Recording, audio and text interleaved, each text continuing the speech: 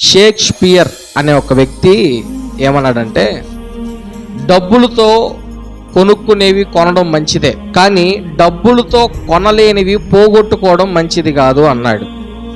అంటే మీకు అర్థమయ్యేట్లుగా చెప్తాను. డబ్బుతో ఇల్లు కొనుక్కోగలం, కానీ ఇంటిలో సమాధానం కొనుక్కోలేం. డబ్బులతో మంచి టేకు మంచం కొనుక్కోగలం, కానీ దాంట్లో నిద్రని మనం కొనుక్కోలేం.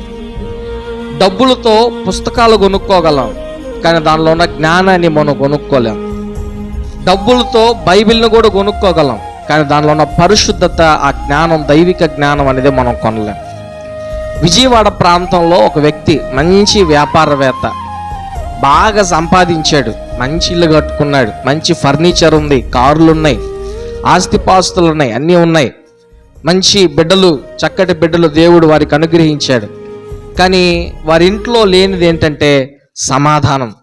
డబ్బులు పెరిగే కొద్దీ ఇంట్లో ఉన్న సత్సంబంధాలు తెగిపోవడం, భార్యతో సరిగా మాట్లాడలేకపోవడం అతనికి కలిగిన పరిస్థితి.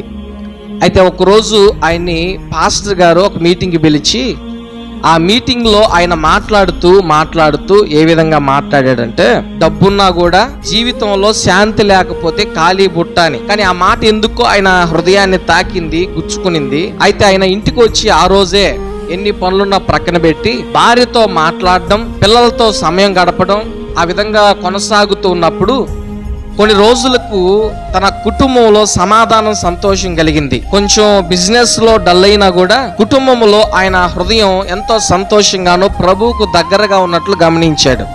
అయితే ఆయన ఈ విషయాన్ని బట్టి చివరిగా ఒక మాట అన్నాడు, డబ్బుతో నేను అన్నీ సంపాదించుకున్నాను, కానీ శాంతి, సమాధానం మాత్రం యేసయ్యే ఇచ్చాడు అని. హల్లెలూయా.